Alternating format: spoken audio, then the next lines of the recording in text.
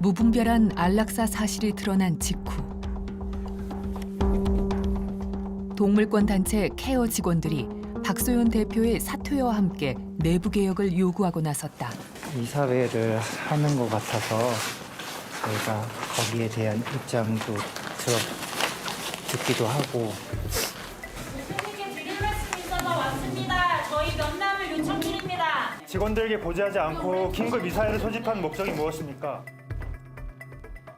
면담을 통해 책임 있는 답변을 기대했지만 아무런 대꾸도 없다. 잠시 뒤 방에서 나온 박소연 대표. 지금 이게 뭐 하는 거야? 이게 지금 자극을 주려는 거야 뭐야? 이제는 이거 케어를 살리는 굉장히 어리석은 짓이에요. 저희는 케어에 동의해서 왔지, 안락사 없는 케어에 동의해서 왔지 대표님에 대한 펜싱으로 들어온 것이 아닙니다.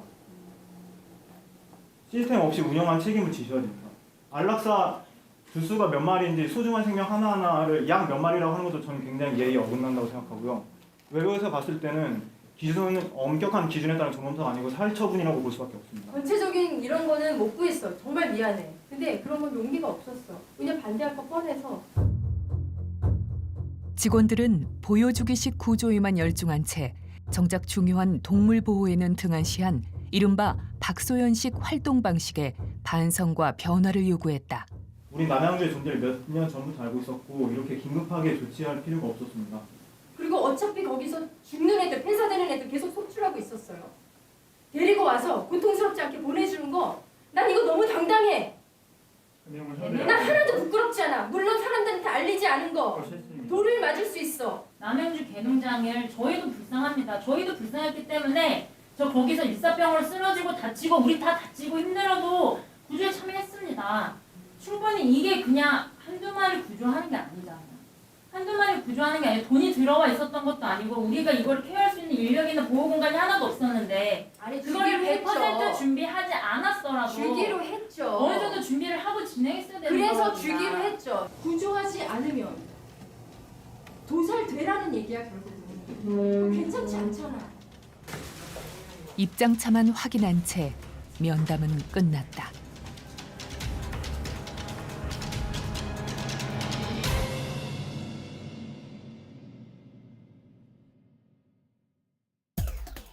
(3월 14일) 케어 박소연 대표가 피의자 신분으로 경찰에 소환됐다.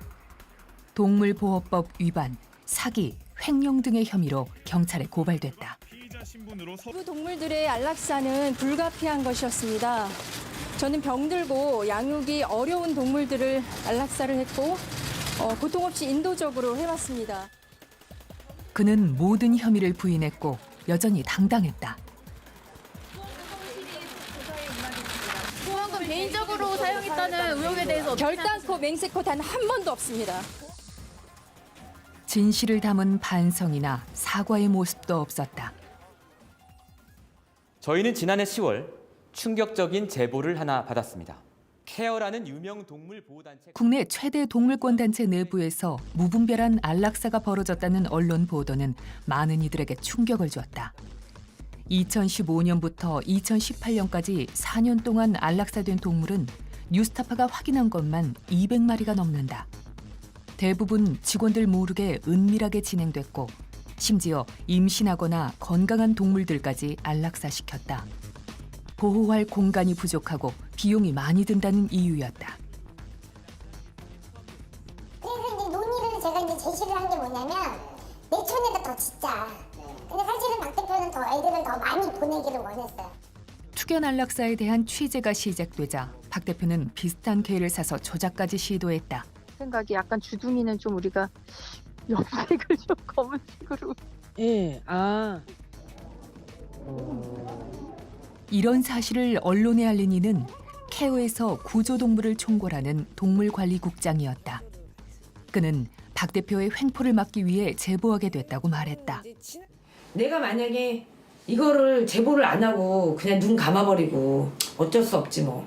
그러면 내가 뒤돌아서서 나중에 애들이 잘못되고 애들이 어떻게 되는지 모르고 뭐 이렇게 되면 내가 너무 큰 후회를 할 것 같다라는 생각이 들더라고요.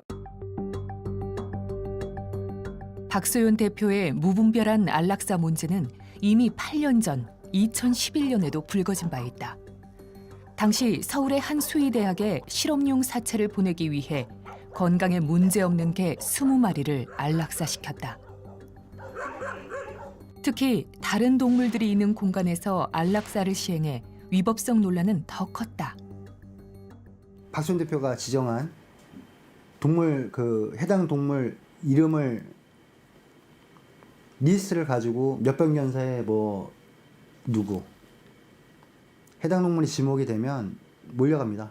나와가지고 이제 KCL이라는 약품을 주사를 하는데, 약품 주사를 어떤 가림막이라든가 이런 걸로 가려주는 부분이 아니라 모든 아이들이 보는 앞에서 무릎으로 찍어 누르고 여러 명이 찍어 누르고 주사를 해버리는 거죠. 그거는 안락사가 아닙니다. 사살이죠, 사살. 더구나 안락사된 개들 중에는 엄연히 주인이 있는 위탁견도 포함돼 있었다. 당시 대학생이었던 김모 씨는 매달 14만 원의 비용을 지불하고 케어에 율무와 결명이 2마리의 보호를 맡겼다. 그런데 돌연 안락사된 것이다. 문제가 생긴 거예요. 그런 식으로 위탁한 애들이 명단에 들어가 버린 거죠. 그렇죠. 예, 그럼 이런 식으로 큰 문제가 생기면 이제 상의를 하거든요, 저한테. 그럼 저는 되게 난감한 거예요. 특히 율무 결명이 사건 같은 게 빼도 박도 이건 못하고 무조건 엄청나게 잘못을 한 거였거든요. 이거 관리부족이잖아요. 박소연 대표의 안락사 리스트에 위탁견이 포함돼 있는지 당시 케어 이사들은 주의해달라는 요청을 했지만 소용이 없었다. 그러니까 그 서류를 확인할 수 있는 사람은 박소연 대표밖에 없었거든요, 당시에. 위탁인지 아니면 보호소에 진짜 오래 있던 애인지 확인을 해서 그러면 진행을 해라. 그런 걸 확인했는지 안 했는지 애들을 그냥 그 당시 정해진 애들을 싹 죽인 거죠. 박소연 대표는 결국 실수를 인정하며 사과했고 개주인인 김 씨에게는 위자료를 물어줘야 했다. 박 대표는 그러나 동종 전과가 없다는 이유로 검찰로부터 기소유예 처분을 받았다. 그런데 최근 뉴스타파는 당시 안락사 당한 개들 중에 주인이 있는 개가 한 마리 더 있었다는 사실을 확인할 수 있었다. 저는 정확한 그런 증거나 증언이 없어서 그거를 계속 문제 삼지 못하고 있었던 거거든요. 제 개니까 제가 봄인 것 같다고 확인을 한 거지 그쪽에서 얘가 봄이다라고 말한 것도 아니고 그냥 저는 제 개일 것 같다고 그냥 심정적으로 확인한 거고. 이름은 봄이. 조모 씨가 키우던 4살짜리 건강했던 백구였다. 또 한 마리가 위탁견인데 걔는 절대 걔도 안락사가 돼서 안 되는 애인데 또 들어간 애가 하나가 있었어요. 네, 근데 박 대표가 그걸 찾았어요. 그 걔가 맞다라는 걸. 아, 그래요? 네, 본인이 찾아서 저한테 사진을 보내줬던 기억이 있어요. 얘 찾았다고, 얘 안락사 됐다고, 맞다고. 이걸 정말 완전하게 잘못을 한 거라서 핑계를 댈 수도 없고 그거는 정말 심각한 일이다라고 통화를 했던 기억이 있어요. 이사를 가게 되면서 봄이를 키울 수 없게 되자 매달 10만 원의 위탁비를 주고 케어에 맡겼다. 당시 보호소 43번 칸에 입소됐다. 박수현 씨 아버님 계실 때 제가 이제 찾아가고 나면 봄이 잘 있다고 저쪽에 이제 입학 받은 애니까 당연히 별일은 없을 거라고 생각을 한 거죠. 그런데 2011년 조 씨는 봄이가 돌연 폐사했다는 소식을 케어로부터 전달받았다. 2011년에 그 사무실 전화가 왔어요 저한테. 봄이가 죽었다고. 그래서 언제 그런 일이 있었냐 했더니 3개월 전이라는 거예요. 3개월 전에 죽은 걸 지금 말하면 어떡하냐고. 그러니 케어에 좀 일이 많았고 보호소 소장도 계속 바뀌고 그래서 경황이 없었다. 그래서 얘가 왜 죽었냐 했더니 그냥 아침에 오니까 갑자기 죽어 있었다. 그러나 이는 사실이 아니었다. 취재 결과 봄이는 자연 폐사가 아닌 당시 안락사된 20마리에 포함돼 대학교 실험실 사체로 보내진 것으로 확인됐다. 2012년 케어 사무국에서 작성한 위탁동물 리스트. 봄이가 안락사됐다는 사실이 명확히 기재돼 있다. 결국 케어 측은 봄이의 주인 조 씨에게 거짓 통보를 한 것이다. 당시 케어 활동가의 증언을 들려줬다. 또 한 마리가 미타견인데 걔는 절대 걔도 안락사가 돼서 안 되는 애인데 또 들어간 애가 하나가 있었어요. 네, 근데 박 대표가 그걸 찾았어요. 그 걔가 맞다라는 걸. 아, 그래요? 네, 본인이 찾아서 저한테 사진을 보내줬던 기억이 있어요. 얘 찾았다고, 얘 안락사 됐다고.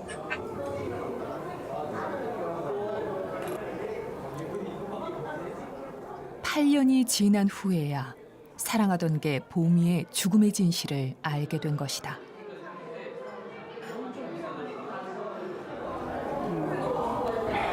그러니까 저는 제가 궁금했던 게 그 다른 애들은 잘못해서 어쨌든 안락사가 됐다고 하는데 왜 우리 보미는 그렇게 얘기하지 않고 그냥 죽었다고 했는지.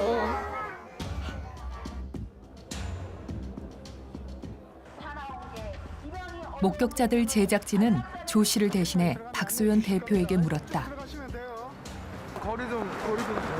봄이 개 주인한테 하고 싶은 말 있습니까? 불쌍하지 않아요? 그러나 답변은 들을 수 없었다. 동물권 활동의 대표 주자였던 박소연 대표. 그의 동물단체 운영 방식의 문제는 뭘까? 박 대표의 동물 구조는 인터넷으로 생중계되며 현장을 보여준다. 한편의 예능 프로그램을 보듯 극적이고 생생하다. 지난해 7월 경기도 하남의 이른바 개지옥 현장을 찾았던 때가 대표적이다. 강아지 공장에서 나오는 쓸모없는 개들을 번식 능력 상실한 개들을 데려다 놓고 보상을 요구하고 있는 거죠. 바닥 곳곳에는 개들 사체가 있습니다.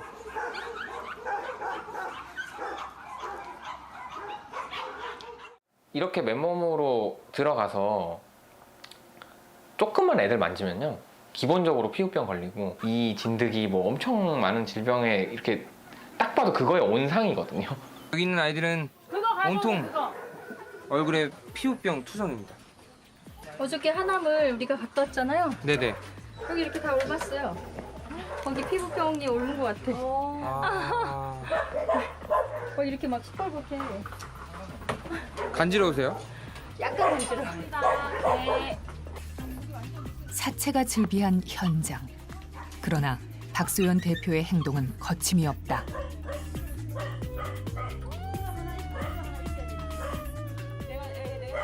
얼른 오세요. 빨리 들어와요. 빨리. 빨리 들어와요. 박 대표는 그냥 가잖아요. 그렇죠. 그냥 아무 준비를 안 하고 그냥 가는 스타일이더라고요. 박소연 대표 특성도 특징 중에 하나가 이렇게 이제 즉흥적으로 하는 거 많이 하거든요. 뭐 동물 구조 매뉴얼 뭐 이런 게 있어요 혹시? 전혀 없어요. 제가 뭐 있었을 때는 전혀 그런 거 본 적도 없고. 다 하나씩 장갑 빼셨으면 다 들어오세요. 장갑이 없어요. 그냥 안 하시면 들어와요 빨리.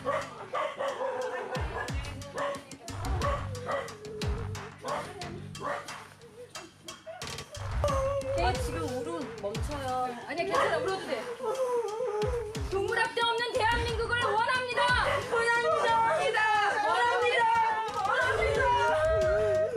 개 고양이 도살 없는 대한민국을 원합니다. 굉장히 파이팅하죠. 그래서 이슈라든가 이런 것들을 잡아내고 그런 것들을 사업을 추진하는 것들이 굉장히 감각적이에요. 비디오에 많이 보여주니까 예. 아 진짜 이 사람은 다른 인물 단체보다 열심히 하는구나 이렇게 생각을 해가지고 예. 이제 지지를 하게 된 거예요. 괜찮아. 아빠. 무슨 개장 있는 게.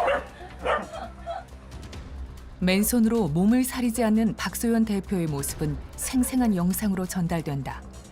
구조 현장에는 연예인이 동원되고 미디어는 취재 경쟁을 벌인다.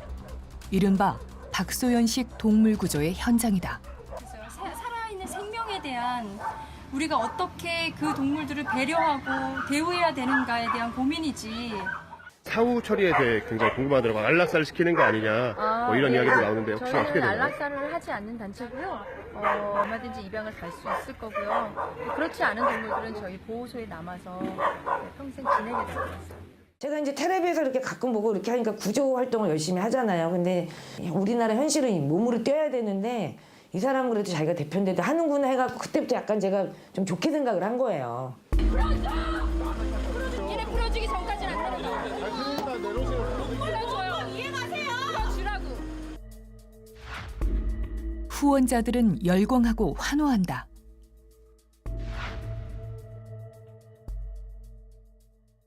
사람들의 가려운 데를 다 긁어주는 거예요.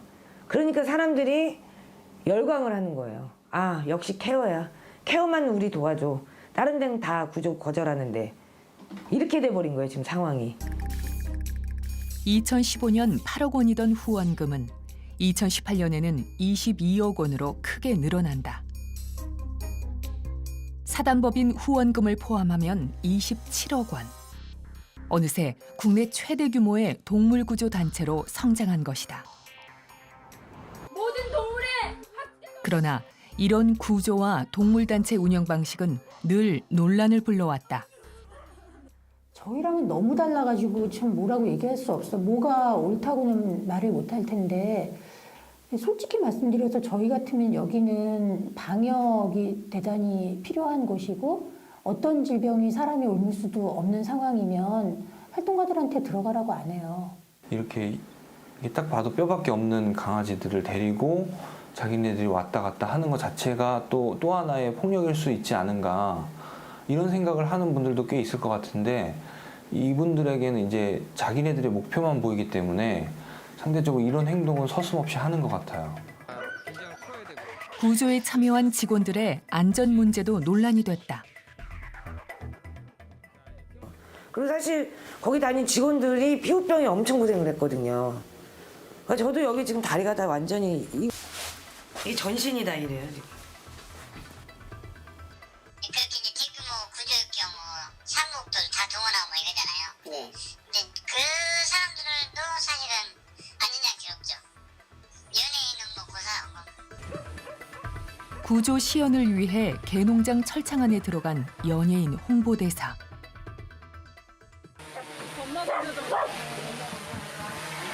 이런 차림으로 그리고 그렇게 좁은 케이지 안에 스스로 들어가가지고 개를 끄집어내다가는 편한 상태가 아니에요.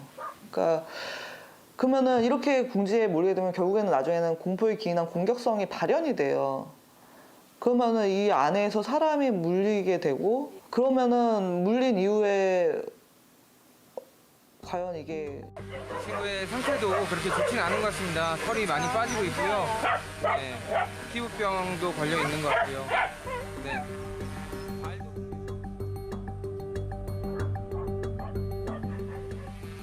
불쌍한 애들은 당연히 구조를 해야 되고 개농장 애들도 구조를 해야 되는데 그 자체를 반대를 한 건 아니었어요. 그거는 너무 준비 단계도 없고 또 준비를 해야 되는 과정도 무시를 해버리고 그리고 당연히 개를 구조하는데 개를 갖다 놓을 수 있는 공간이 아예 없다는 거는 말도 안 되는 거죠. 그거에 대한 문제 제기를 많이 한 건데 묵살이 됐고. 이렇게 물불 안 가리고 구조된 개들은 어떻게 됐을까? 지난해 케어가 직접 운영하던 보호소 2곳 중 한 곳은 지자체로부터 폐쇄 명령을 받았고 나머지 한 곳도 땅 주인으로부터 철거 요구를 받았다. 보호 공간은 부족해졌고 결국 며칠만이라도 편하게 있었으면 좋겠다는 제보자의 요청과 달리 상당수는 안락사됐다. 개농장에서 데려온 애들도 사실은 그냥 제 생각에는 데려온 이유가 거기서 죽느니 그냥 안락사 시키자고 데려오는 거라 우리가 좀 웬만한 애들은 좀 보내고 일은 다 벌려놓고 던져놓고 알아서 하겠지. 이게 너무 강하다 보니까 저도 나름 개를 사랑하고 마음 아파하고 눈물을 흘릴 줄 아는 사람인데 어떤 때는 내가 미친년 같다는 생각이 들어. 내가 뭐지? 내가 여기서 뭐하러 들어왔지? 얘가 나를 뭘로 보는 거야? 약간 이런 생각도 들고. 지난해 7월에서 8월 남양주에서 구조된 200여 마리 중 70마리, 부천에서 구조된 20마리 등 모두 100여 마리가 안락사됐다. 7월에서 8월 사체 처리 비용은 무려 1,300여만 원. 구조에 함께했던 봉사자들의 충격은 상상 이상이었다.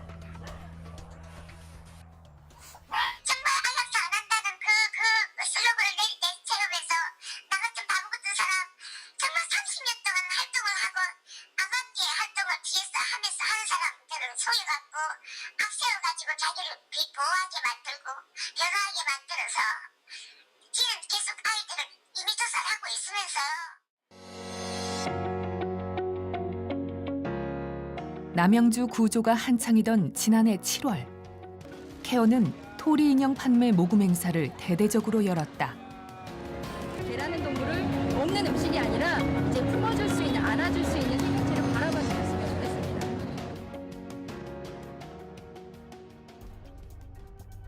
개 구조 활동과 입양 비용을 충당하는 명목의 행사였다.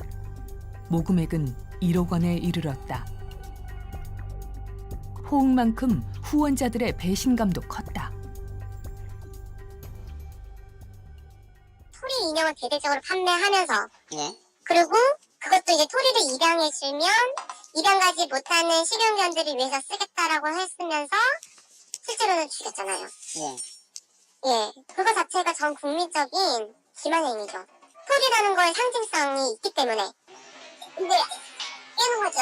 이제 이 후원자들 돈으로 어쨌든 이게 안락사 약값으로 나간 거잖아요. 그래서 이제 거기서 다 이제 열 받는 거죠. 지금 발의되어 있는 추가적인 동물보호법, 임의도살금지법에 의하자면 모든 살상 행위들은 다 임의도살입니다. 현재 케어에서 행했던 것들은 그건 당연히 형사처벌 대상이 되고 무거운 형벌을 받을 조치가 됩니다. 그래서 새로운 그 임의도살금지법, 이 동물보호법 추가 개정안이 반드시 통과되어야 하는 것을 역설적으로 이번 케어 사태가 좀 웅변적으로 보여주고 있습니다. 지난 1월 뉴스타파는 케어 직영 보호소 내부의 현장을 보도했다. 보도 후 제보자가 추가로 영상을 보냈다. 얼음을 먹으면 어떡해? 아, 어떡해. 아. 실제로 물이 없어 얼음을 깨먹는 모습을 확인할 수 있었다.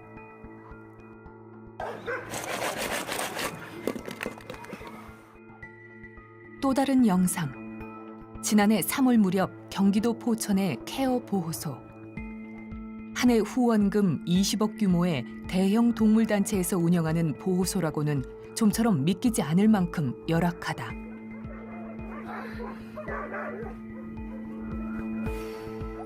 녹슨 케이지에 천장은 듬성듬성 찢어져 있다.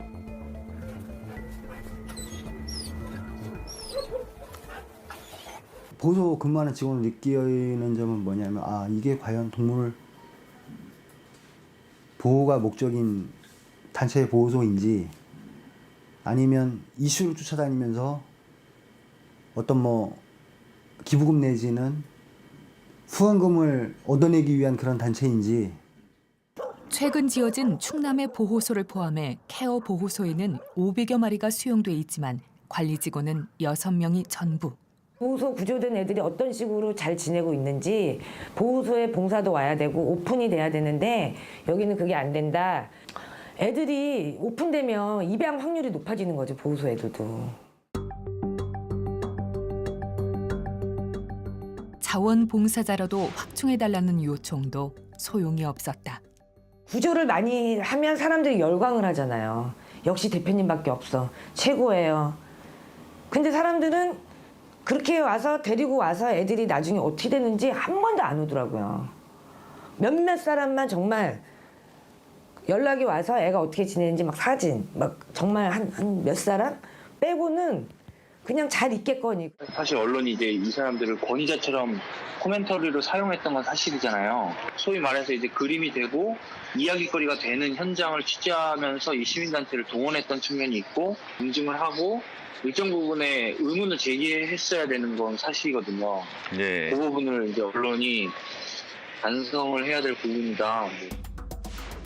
동물단체에서 구조된 동물들은 치료와 순화 과정을 거쳐 입양을 가는 선순환 과정을 거치는 게 상식이다. 그러나 케어에서는 제대로 지켜지지 않았다. 안락사 당할 정도는 구조를 원칙 하면은 그게 맞는 거죠. 안락사를 할 정도면 그러니까 그 정도로 이제 자기 보호 공간을 넘어서는 문제잖아요. 그렇게 되면 적정 수준에서 구조를 안 하는 게 맞는 거죠. 그럼 그쪽 사람은 아마 많이 싸우는 건 아니에요. 케어 내부의 민낯이 드러나면서 내부 직원들은 자정과 개혁을 요구하기 시작했다. 이들 가운데 10명은 줄어든 후원금 탓에 구조조정이 필요하다는 이유로 권고사직을 받아 떠났거나 자진 퇴사했다.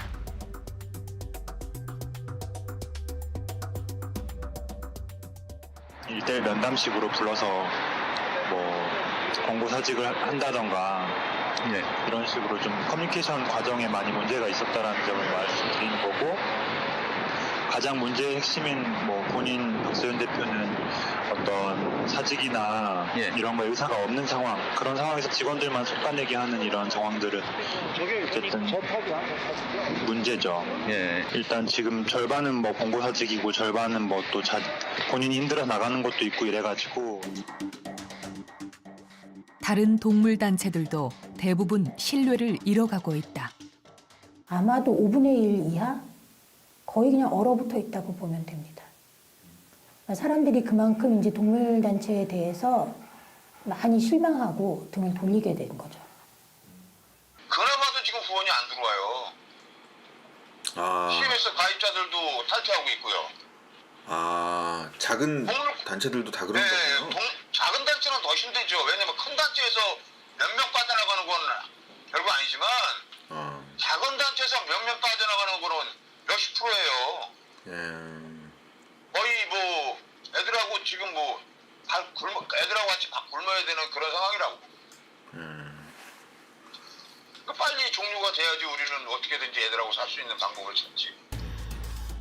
지난 2월 케어의 두 얼굴을 외부에 알린 제보자는 업무 정지를 당했고 사무실에 출근이 금지당했다. 제보자가 꿈꾸었던 동물단체의 모습은 어떤 것이었을까? 사실 이거 찍으면서도 두렵긴 한데, 이거는 이제는 지금 막 동물보호 단체, 뭐 조그만 단체도 그렇고 비리들이 막 터지잖아요. 근데 이게 사람들의 그런 환상, 구조에 대한 환상, 그리고 애들이 정말 어떤 식으로 잘 지내고 있는지 이런 거에 대한 기부하는 사람들에 대한 그런 마음가짐, 이거는 바뀌었으면 좋겠어요.